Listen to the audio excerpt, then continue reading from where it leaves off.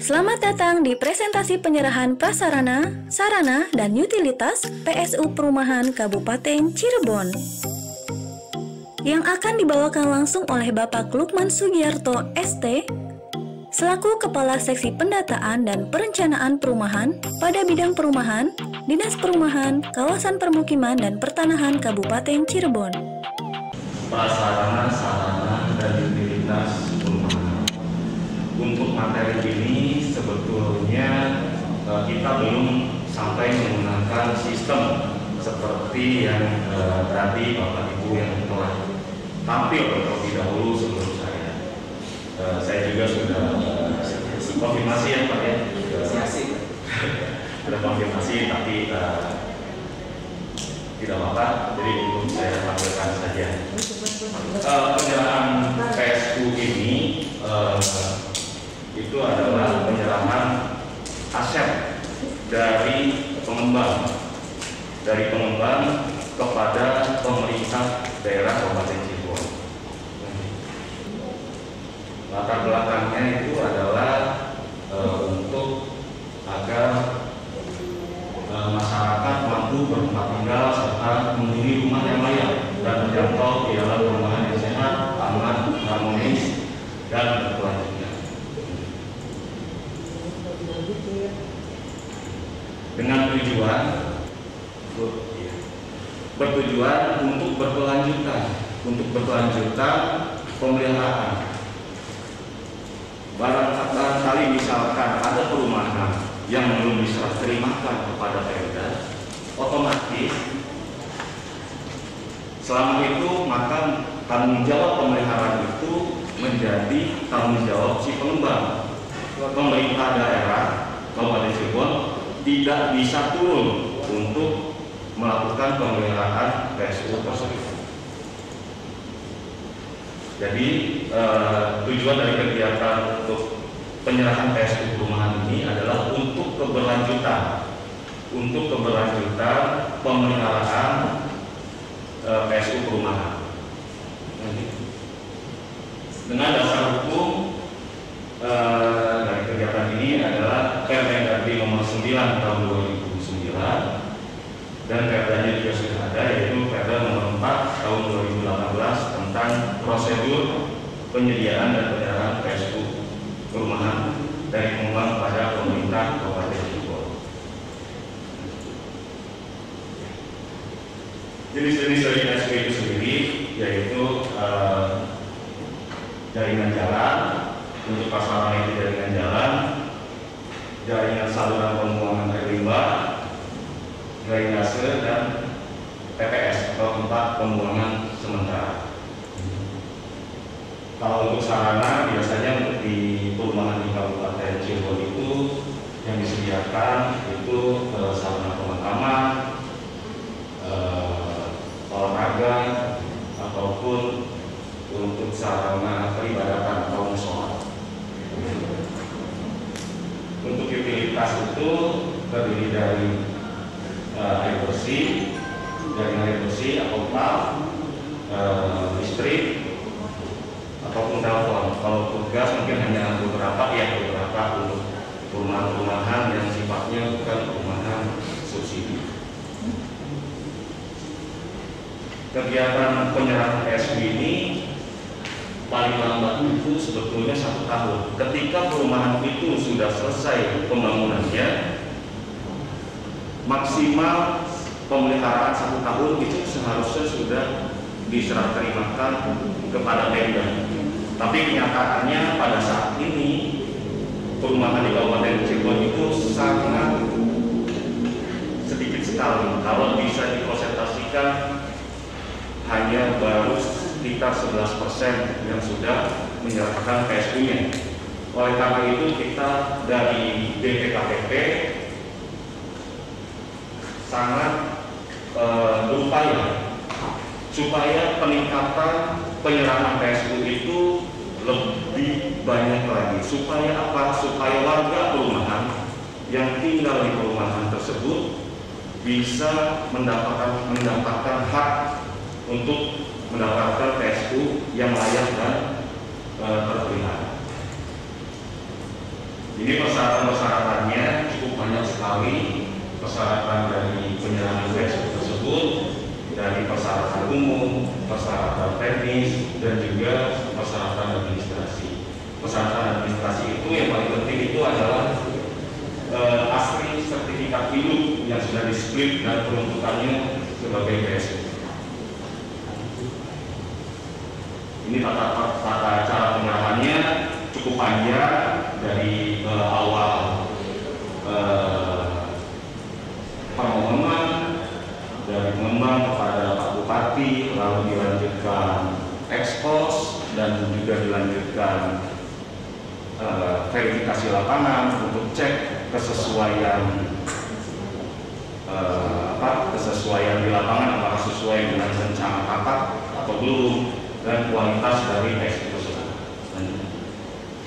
Setelah semua proses itu dilakukan, maka nanti akan dilanjutkan dengan berita acara serah terima administrasi atau berita acara serah terima aset yang nanti akan diserahkan kepada BKAD dan nanti akan dibagikan kepada instansi-instansi yang berwenang untuk dilanjutkan pemeliharaan. Ini saya tampilkan jumlah perumahan di Kabupaten Cirebon. Jumlah perumahan di Kabupaten Cirebon sampai dengan saat ini itu terdata sekitar 498 perumahan. Perumahan yang telah menjadi aset Pemda jumlahnya sekitar 53.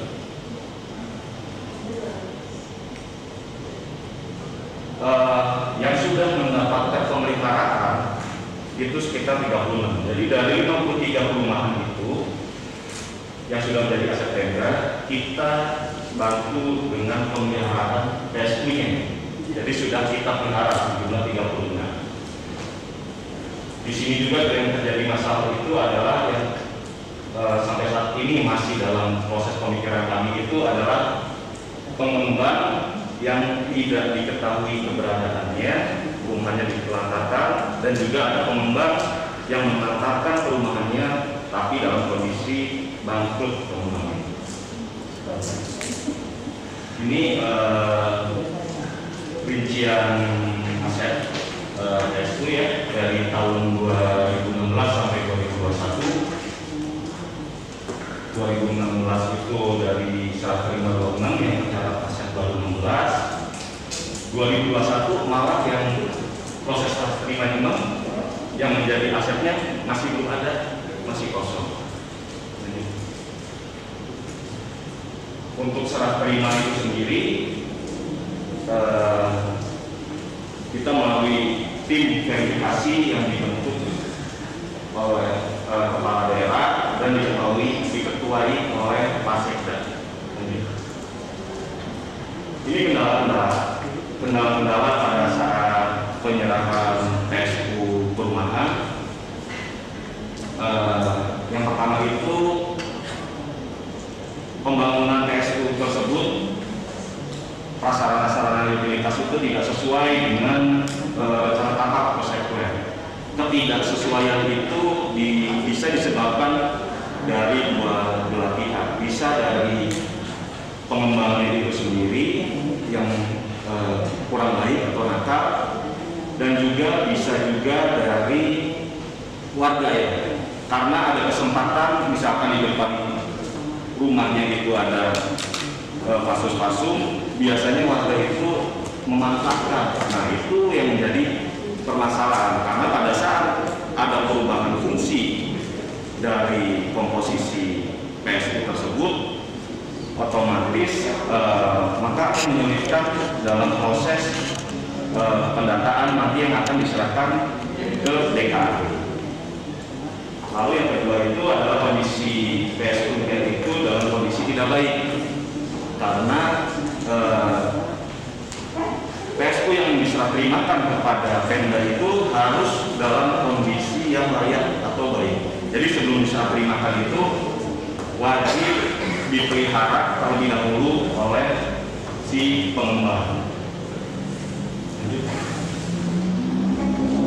Tadi juga pengembang tersebut takut kalau tidak diberi keberadaannya, dan juga aturan mengenai Permendagri nomor 9 tahun 2009 itu masih bersifat umum. Jadi langkah-langkah kami untuk mengatasi permasalahan-permasalahan yang ada itu butuh raperda atau butuh turunannya pergub ya, supaya langkah-langkah kita ini bisa secara rinci untuk menangani permasalahan tersebut.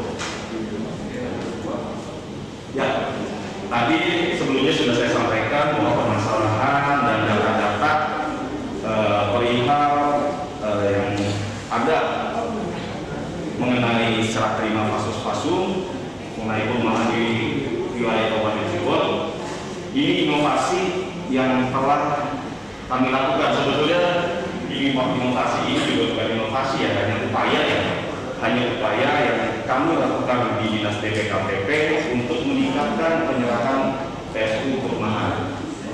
Yang pertama itu kita melakukan sosialisasi. Ini intens sekali kita melakukan sosialisasi. Kita pernah melakukannya juga, kita mengundang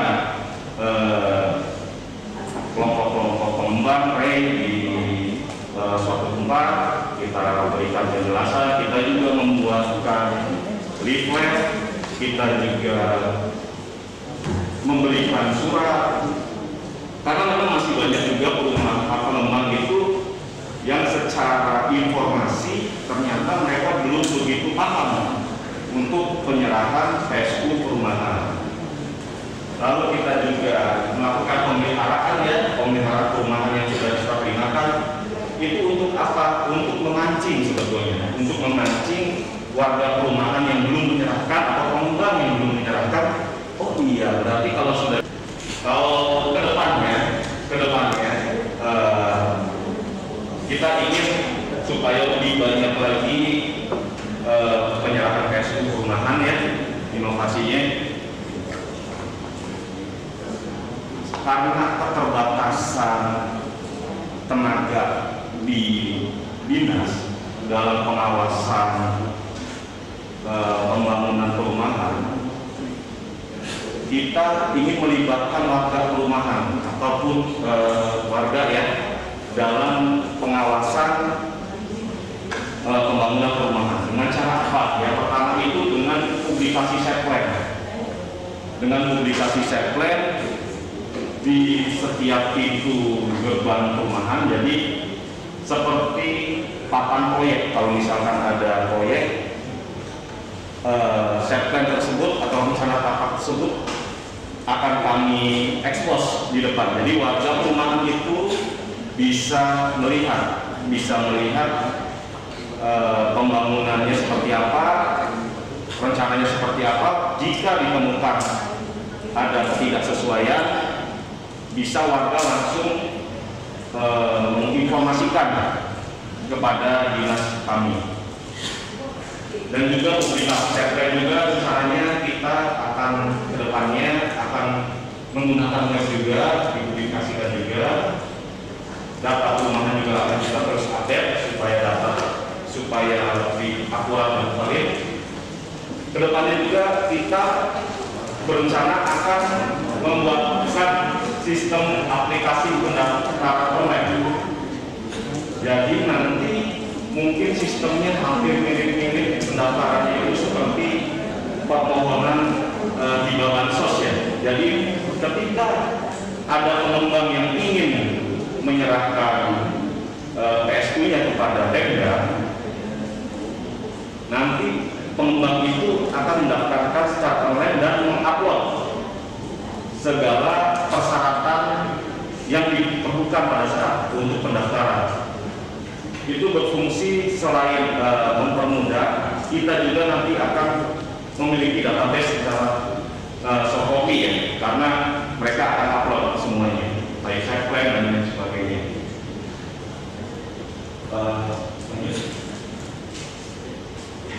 Mungkin itu pemaparan dari saya dari Dinas PKPP Kabupaten Cirebon mungkin belum sampai jauh ya, belum sampai dengan aplikasi, baru nanti rencana kedepannya akan seperti itu. Itu saja dari saya. Terima kasih. Mohon maaf jika ada kesalahan. Assalamualaikum warahmatullahi wabarakatuh.